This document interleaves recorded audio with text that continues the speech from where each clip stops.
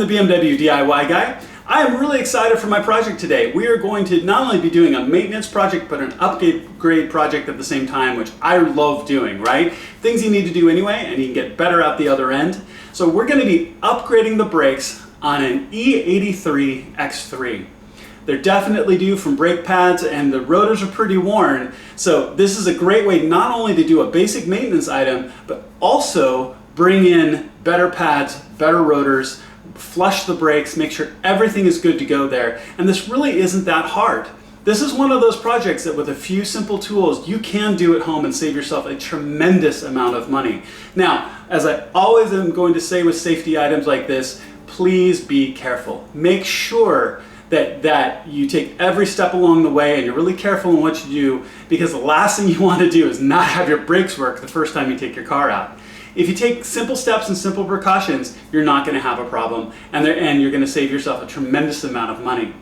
I'm really excited to get these R1 Concepts brakes and rotors installed into the car, so let's go out to the garage, get started, and you can do this too. All right, so here we go. So let's talk about this. As you can see, the X3 is up in the air. All four wheels are off.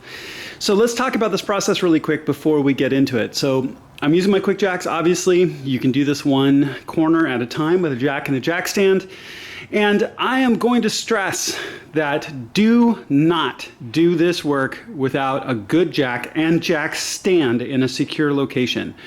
Do not risk your life in doing a brake job or anything else underneath your car or around your car with a faulty jack and jack stand, okay? I cannot be more serious about this. I've had jacks fail and suddenly my car is sitting on the ground. There are horrible examples of people getting hurt or killed by having their car in the air and having it come down on them. So any sort of work like this where your car is in the air, do it in a secure fashion. If you can get something like a Quickjack, do it. It's absolutely fantastic. I've got videos on that, but I really want to stress that before I get into this, okay? So please take me seriously on that. I don't ever want one of my videos to lead to someone getting hurt. So with that said, and the safety around your brakes, taking your wheels off, they're 17mm lugs. Take your breaker bar or your tire lug, tire iron that is in the back of your car, and loosen up your lugs while your car's still on the ground so you can actually turn those bolts and actually get them loose.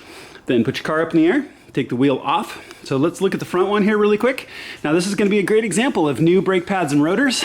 As you can see, my rotors are a little beat up and the rears are even worse.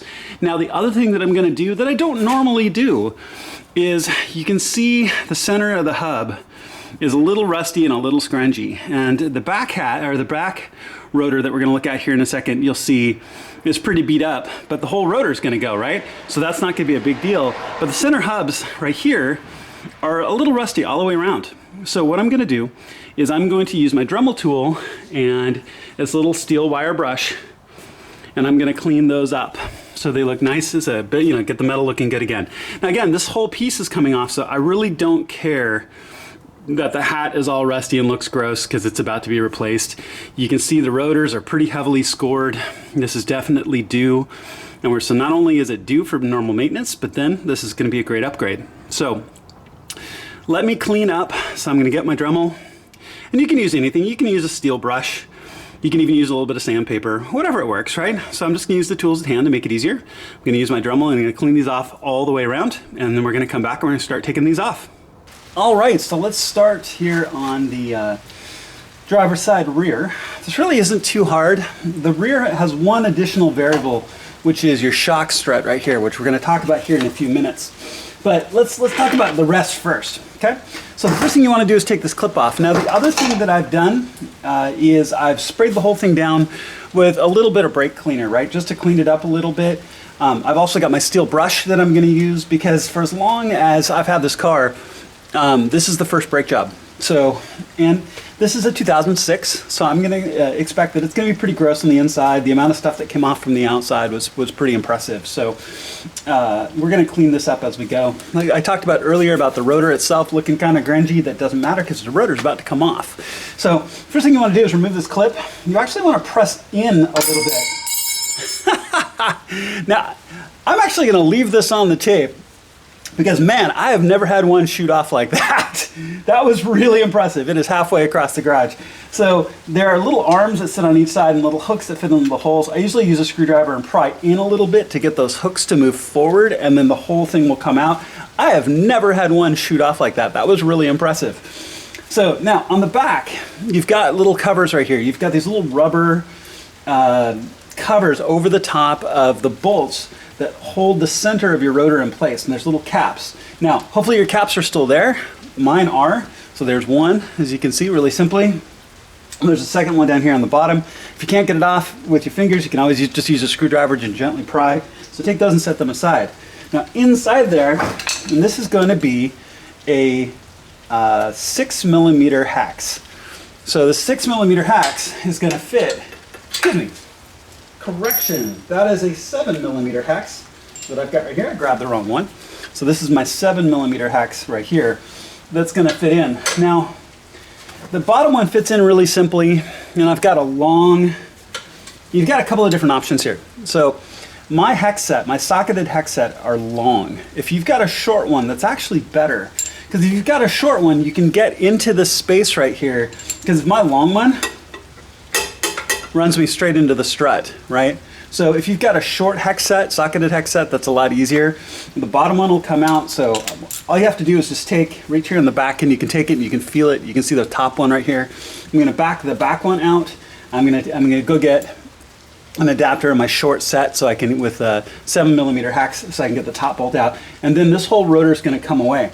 Now, when it comes away, it's gonna be pretty tight. You can see it's a little bit loose right now, but the brake pads are squished down onto the rotor, so it's a little bit tight right now. So I'm going to back this off, and then I'm going to use, you can use a hanger, you can use a toe strap, you can use whatever to help hang onto your rotor and hang it off your spring or hang it off something so it's not hanging by the hose itself, your brake hose, right? You don't want to put that additional stress on the brake hose. Because we have to take this off, then we're going to take this bracket off because we have to be able to get the rotor off. And this really isn't hard. It's 2 bolts here, 2 big bolts holding the bracket in, and 1 hex bolt right here holding your rotor in, and then the whole thing is off. So let me get this off, and then I'll show you what it takes to get this bracket off. I wanted to show a couple of additional little tricks here. So here are the bolts that hold that into place, and you can see they're interesting. They're really interesting, actually. And the way how this round section, this barrel section, really likes to catch in the rubber back here, so sometimes really has a hard time coming out.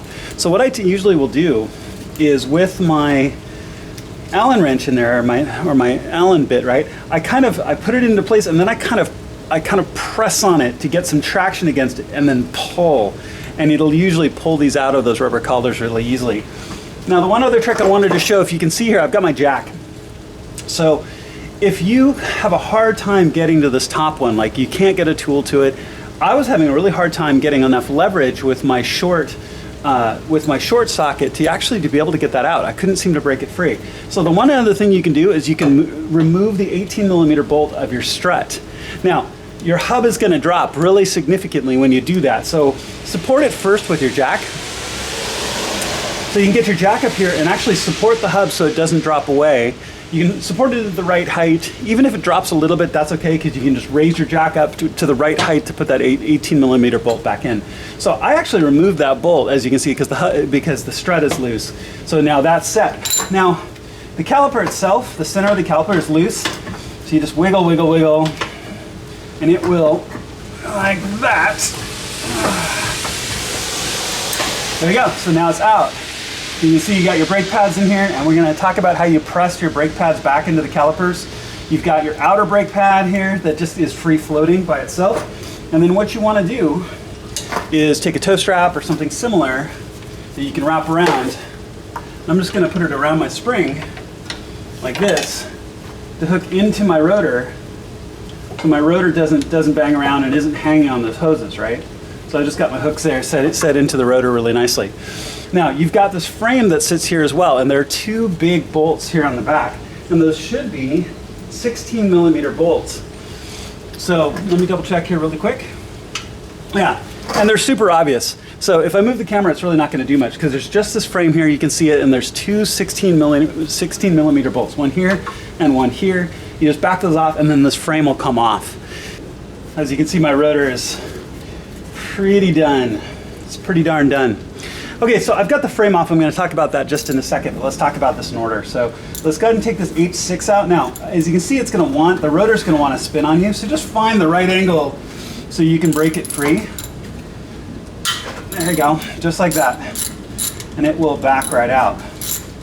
Now, what I find with these rotors at times, they really want to stick down, right? There's only one thing holding them into place, but they've been stuck down. There's all kinds of dust and dirt and grime and brake dust and all kinds of ugly stuff stuck in there. Now, you don't particularly care about your rotor anymore, so you could hit it with the metal side. I usually hit it with the wood side. I really hope this isn't too loud on the video. If it is, I'll lower the sound a little bit.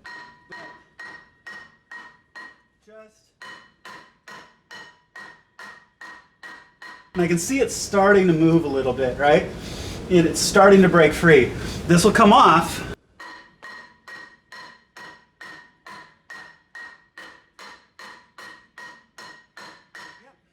So it's starting to break free a little bit. So it doesn't surprise me, it's going to be stuck down really, really well. All right, it's loose. I'm excited. Can't wait to get the new ones on and clean the bracket a little bit, as you can tell. Looks a lot better with a steel brush. So it's loose. You're just going to work it forward. So there it is. What a mess. This is definitely overdue to be changed. Now, also when you look in here, you can see, and if you remember, I used my Dremel on the outside of this earlier. You can see there's definitely a lot of garbage in here. There's quite a bit of garbage packed on the inside. And here's your brake shoes for your parking brakes, right? So I'm just gonna take my steel brush, not go too crazy. Again, just be gentle. I don't want to bang any of this up, but you know, I can just get a little bit of this extra garbage out of here. That's great. If I can just get the outer part of this, or the inner part of this collar cleaned up now a little bit, that's great. Just make it cleaner. It's going to be nicer and it's going to fit in better. And I can get a lot of this extra garbage out of here. Just like that. So take the extra time to do this right and just get everything cleaned up a little bit. And that's going to look really great. So, and we can get the new rotor on. Again, with just that one bolt, which is going to be really nice. Yeah, what a mess, man. You can see just the amount of garbage coming out of here is pretty impressive. My poor jack is now covered in brake dust. So, just get the worst of that out of there. I also don't have my parking brake pulled, right? So if you think about it, these shoes would be pressed out. So if you're having a hard time getting the rotors off the rear rotors, make sure you don't have your parking brake on, right? I've done that before. Didn't do it today, but I've certainly done that before in others where I'm just like, why won't these back rotors come off? Well, it's because my parking brake is on and they're pressed out and they're holding the rotors in place, right? Felt pretty silly. So just something to check on. So let's grab our new rotor here. It's still in the bag. This is gonna make a huge difference. Now, when we put this on, there are the grooves and which way the grooves sweep. So, you know, as I'm filming this, the left is the front of the car, the right is the back of the car. So these grooves are essentially sweeping forward. So when I looked at the information from R1, I saw examples where the grooves sweep forward and grooves sweep backwards. So I really don't think that there's any difference. There's no difference that I can tell on which way the grooves go, because I could take this same rotor and if I put it over on the other side, the passenger side, the grooves would be kind of going forward as they go, where right here they're angled down as they sweep forward, they'd be angled up as they sweep forward. So I really don't think it makes that much of a difference. I can't find any documentation that looks otherwise, and their own documentation shows both directions. So I really think it's a matter of preference. So I'm going to have all the way around as I do these, they're going to be sweeping forward. Now as you get this, just line it up with the existing holes. Just super simple, just like that. You've got your bolt and your 6mm Allen. Then just tighten this down into place. I always kind of find it kind of funny, honestly, as I do this. You know, these look so nice, neat, and clean. And your hands are covered in brake dust and garbage. So as you put your hands on them, they were clean when you took them out of the bag, and now they got stuff all over them. So I'm always like, why do they already look like they got stuff on them? Now, the other thing that I just do want to point out while I'm here is you got your brake shield here in the back. For whatever reason, when I took this off, my brake shield was dinged down pretty hard. I don't know why. Maybe, tire change sometime or something. So this is a good opportunity to make sure that your brake shield isn't pressed forward either. So just make sure that this 6mm Allen is tightened down get it tight, just like that. And then you can put this bracket right back on. As you look at it, it goes on in this orientation. The bolts come through. So there's the mounting plate on the other side. This will go on the rotor side and the bolt will come through. And that'll attach that back into place. I think I'm gonna take my steel brush and I'm gonna clean that up a little bit better. I missed a couple of spots. I want it to look nice. Now, the other thing that I'm also going to do, as we talk about the rotor here in a second itself, we take the brake pads out and we're gonna compress the rotor. I'm gonna clean that out too, because no doubt it's full of garbage. So let me get this bracket cleaned up and put on, and then we're gonna talk about the rotor next. Okay, so I think I might have said rotor a second ago. We're gonna look at the rotor, right? We're looking at the caliper. So forgive me if I said rotor a second ago. So here we go, looking at the caliper, you've got your outer brake pad, which has no clips on it or anything like that, right? So as you can see, and let's grab the matching one. Yeah, definitely time. Absolutely time. That's like, I don't know, a third of it left, maybe less, maybe 25%. So definitely time to go. Now, before you take the inner one out, because the inner one has got this clip on it, so you can always tell the difference between the inner and the outer. But before you take that inner one off, what we have to do is we have to depress the piston that's pushed that out. So pop your hood, open up the cap on your brake fluid reservoir. You don't have to take it off or set it aside. Just loosen it so it's sitting there loose. So as we apply pressure, it's gonna push brake fluid back towards the reservoir. Then what you wanna do is you wanna take a C-clamp or similar, and I like a C-clamp because I can do it in a controlled fashion, right? So what we're gonna do is take the C-clamp and put the C-clamp on one side of the brake pad and the other on the metal housing itself. It's a little hard to see right now, sorry. So this C-clamp is massive. It's just what I happen to have. So I'm gonna put it against the brake pad, one side against the brake pad, and the other side against the metal housing itself. And I'm gonna screw this down into place to compress the caliper back. There's a lot of different ways you can do it. There's different tools you can do it. I find this is really simple. Plus, if you use your old brake pad, you're not worried about scraping it or causing a problem. So just compress the brake pad and the caliper back as far as it'll go, and then go ahead and take your C-clamp off and then take that brake pad out. All right, so put it back into place. Your brake pad with the little fingers go in on the piston side, and then the free floating brake pad goes on the outside. And you can see how much thicker they are, which is why we had to depress that piston, right? So now if you've undone, like I said, I pulled the 18mm bolt holding my strut into place. So make sure that your brake hose didn't get trapped below where that connects. So make sure it's above that. So then just take it and work it up and work it into place, and it will reach. You just have to work it and just kind of wiggle and work and wiggle and work, and then bang, it'll fit right into place like that. So let me adjust my camera a little bit. And as you can see, my rotor looks a lot more silver than it was when we started, huh?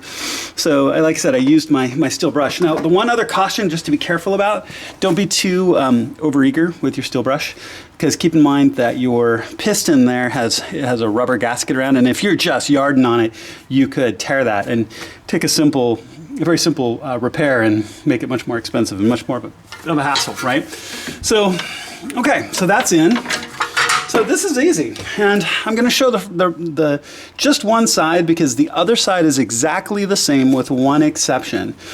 On the driver's front, there's a brake sensor. On the passenger rear, there's a brake sensor on the brake pad, brake wear sensor on the brake pad itself.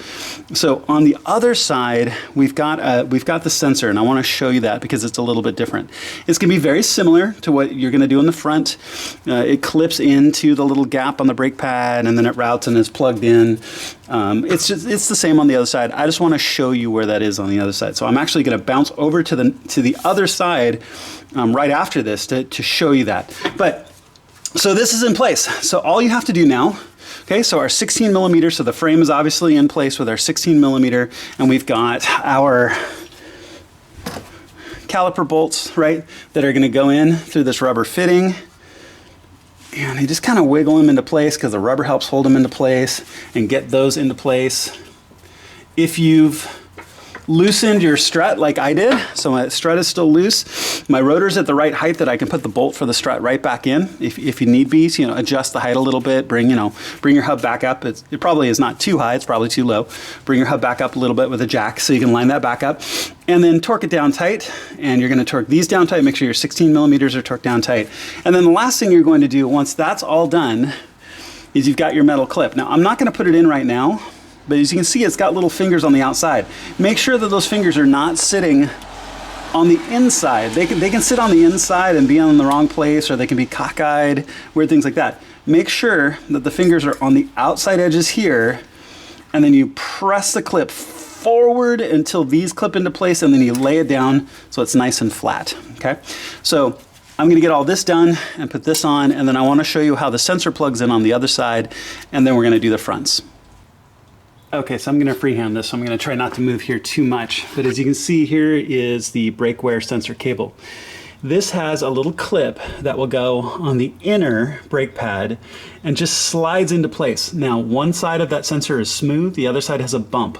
The bump goes to the inside because as your brake pad wears and the pad wears down, it would wear through that bump and cause this sensor to go off, which is what makes your brake wear sensor go off, or brake wear light go off. So you can see there's all these little clips that come along. It clips over the arm here, and it comes down underneath. Now right here, there is a panel that you can pull off that I've got sitting right here, so let me grab it.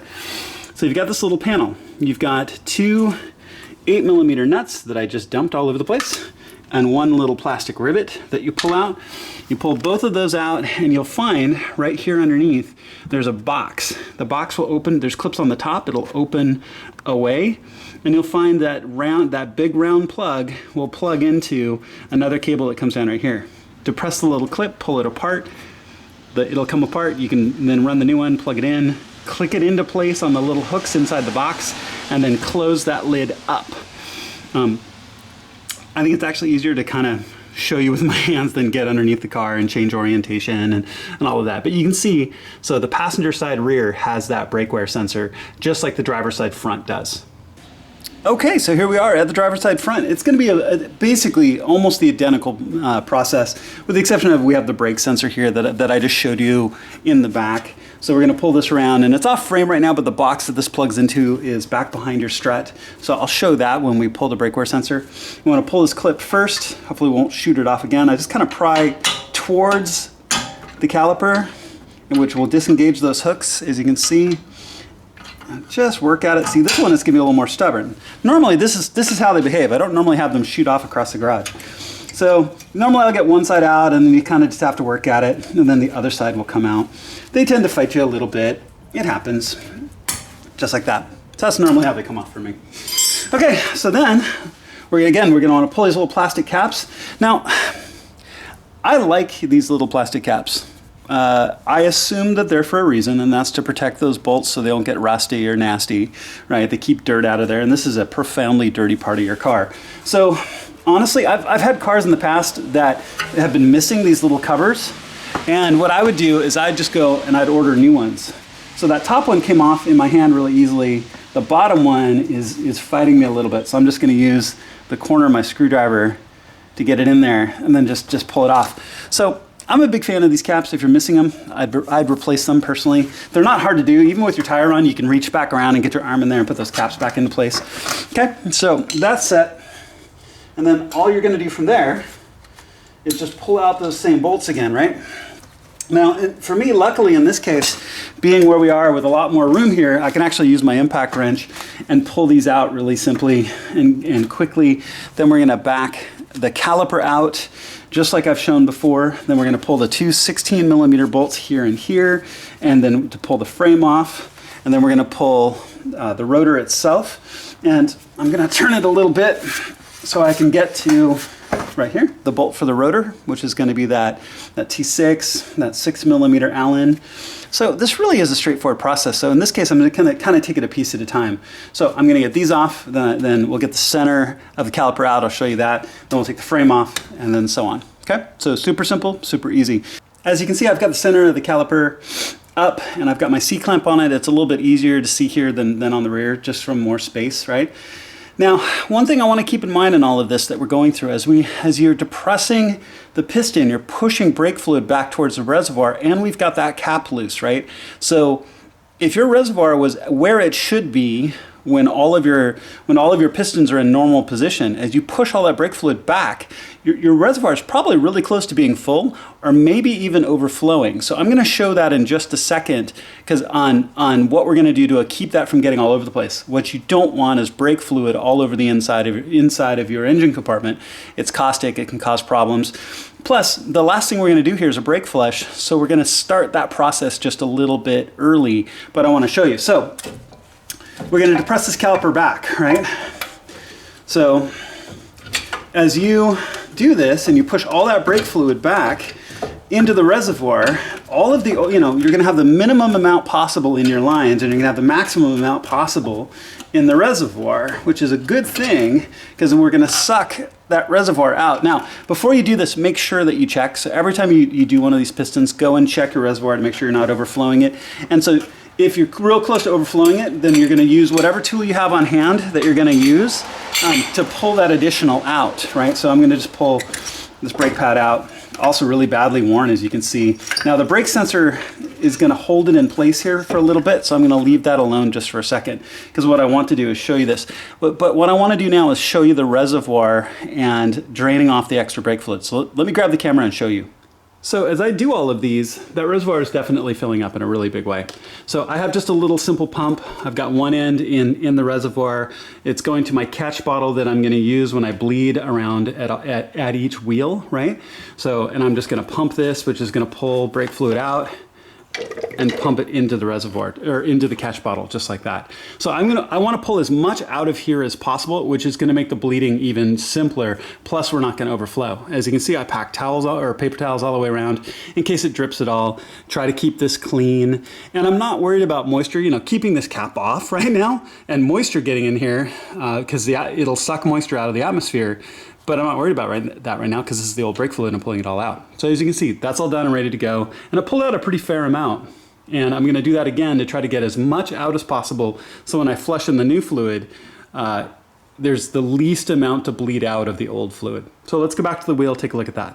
All right, so you have all these little rubber hooks. Like now this little rubber cap is covering the top of that bleeding, or the nozzle where we're gonna bleed the brakes, right? So your brake sensor cable goes through it right there, and I'm gonna cover this back up for right at the moment. So I'm gonna put that back on.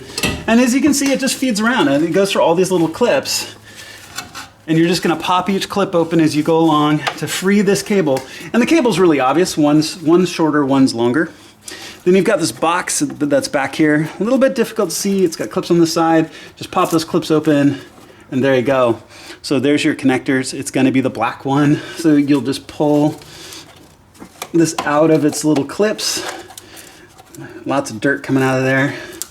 And you've got a little pressure clip on this side. It's a little difficult to see right at the moment, but there's a little pressure clip right there. You're gonna just depress that pressure clip and then it comes away. And then you can feed the cable out of all of these little clips along the way as we go. Now they are really stiff because they are really crusted in here. So I'm gonna get each one of these little guys out.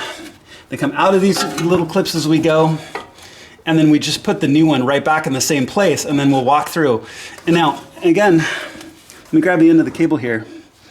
Let's see if we can see it. So as you can see, one side's flat and one side's got a bump. The bump is going to go inside. The bump is going to be on the brake pad side. So as your brake pad wears down, it would wear that bump down, and then your brake pad sensor light would come on. So really straightforward.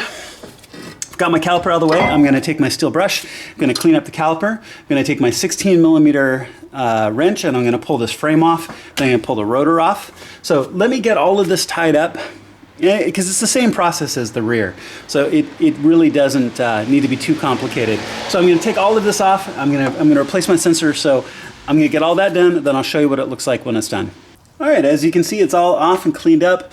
One thing I just want to note really quickly, I think I said a moment ago 16 millimeter bolts here on the back. No, sorry, there's 16s on the rear, they're 18s on the front. So you're gonna need an 18 millimeter to get the two bolts out for the carrier, for the caliper carrier, right? So Cleaned that up. Used my steel brush again. Got that cleaned up pretty well. You know, people talk about weight reduction in their cars. I think I've probably taken off about 10 pounds worth of brake dust and dirt. So did the same thing here, got this off. Now you can see the differences here that your fronts don't have the brake pad shoes for your parking brake, right? But same process, just took it off, took the carrier off. I've got my caliper hanging. And then we just take our new rotor, line it up with the mounting hole right there, just like that. Really nice and straightforward. This one is gonna sit a little cockeyed, right? So I'm just gonna take it, hold it into place while I put this nut back in. So what a difference this is gonna make. So obviously just from a maintenance place, there was, you know, my brake pads were worn pretty badly. Let me just get this line back up here. My brake pads were worn pretty badly, but you know, I had to replace my rotors anyway. So I might as well upgrade while I'm here, right? That just makes sense to me. Might as well. There we go. So it's set a little bit. I want to make sure it sits straight as I put it into place, just like that. So I didn't see any reason not to upgrade my rotors. I mean, these were not rotors that were this style and you know, these advantages and upgrades were not available when this car was brand new. So let's bring some new technology and some upgrades to improve the braking in the X3 here, which is really a great and reliable car. I really love it. It's great, gets me around in bad weather. All right, so that's all good. So all you have to do is, just like the rears, you're gonna put your carrier back in place. So we'll put this back on the outside with the 18mm bolts that go through, torque them down nice and tight, and then we'll put the center back in. Now and once I get the carrier on, let's talk about the brake wear sensor, which you can see is sitting right here, kind of off camera a little bit. We're gonna feed this through the top. This part is gonna go over the bleed valve, where we're gonna bleed our brakes. But all really straightforward, really simple. So I'm gonna get the carrier on, and then we'll get the sensor on the brake pads in. All right, so your brake pad sensor is gonna fit through the top. So usually what I'll do is I'll hold the caliper in one hand, and then I'll feed the brake wear sensor kind of through the hole right there in the top, as you can see. And then it's just gonna clip right into place on the new brake pad. Let me adjust here a little bit. I know I'm off frame just a little bit. There we go. So in your brake pad with the clips go on the piston side. The bump goes to the inside, so I'm going to twist this so it goes to the inside. As you can see, there's that little gap right there that it's going to clip into. So let me just get that clipped into place here. There's a little bit, you know, you got to deal with getting the cable the right length and getting it to work so you get the space to work in. But it's not hard. And then just gently press that into place. If you press too hard, you can break the plastic of that sensor. I've done that once where I was changing my brakes and I pressed too hard because I was eager to get done, and I snapped the end of my brake wear sensor right there, and I just felt silly and had to go buy another one. Okay, so it's in, and then you just rock it into place like that. So you can see the brake pad's in, and that side will stay held in by those clips. And your brakes are as open as they can be because the caliper's pressed all the way back, right? So take your new brake pad. It's the free-floating one. Get it in on the other side. Then you take this and walk it down. Just bang, into place. Just like that. Let me adjust the camera a little bit. Let me come back down. There we go. Sorry for it being a little jerky. So there you go. And it's in place just like that. So then you're going to take your long bolts, put them back through the back, get them into place just like that. There's the top. There's the bottom. Then I'm going to tighten them back into place. Once they're tight, then you're going to take your little clip, like I said, like we just did on the back. What I usually do is I get the fingers on either side, and then I kind of press it in and down, and it'll snap into place. And then put your covers on, and you're all done for both sides. Now the other side is going to be exactly the same, so I'm going to finish up the other side. I'm going to drain out the rest of my brake fluid using the pump that I showed you, and then we're going to talk walking through bleeding your brakes, because if you're going to go through this, you might as well do it all, right? You're probably due for brake fluid anyway, and if you don't know the last time that it was changed, then you're definitely due. So since most of your brake fluid is back in the reservoir right now and you can suck it out super simply, then why wouldn't you do this now that you have your wheels off as well? So let me finish this up, and then we're going to walk through bleeding it, and then you'll be done. All right, so what I've got is a power bleeder. Power bleeders are really nice because you don't have to have another person to pump, you know, your brakes. You don't have to do any coordination like that. What you do is you can use a power bleeder that attaches to the top of your reservoir and adds that pressure. Then all you have to do is just go around to all the different wheels and just bleed each point. So always make sure to use clean brake fluid that you just opened. Never have, you know, brake fluid that's been sitting out. It will suck moisture out of the atmosphere. Get the correct, you know, dot for your car. So using dot 4, there's a million different brands. They're all about the same. Really, when it comes down to it. I don't have a preferred brand. I just get good dot 4. So we're gonna pour that into the power bleeder. And I'm gonna pour in this whole container. Maybe more than we need, but that's okay. It's very likely. But what I will say is that now with brake fluid, you can see different colors sometimes. Now this is a really light gold, and what came out of there was kind of a dirty brown. So it's going to be easy to see in the clear tubing at the other end, right? Now, again, be really careful not to get this on your paint or anything like that. So I'm just going to be careful and set this aside. And then you take the lid of your power bleeder, screw it in, and there's a pressure gauge on this. What you're going to do is you're going to pump it up to 15 pounds, right? So we'll get this pressurized, and you'll see the fluid start to come through here. That's a nice gold color.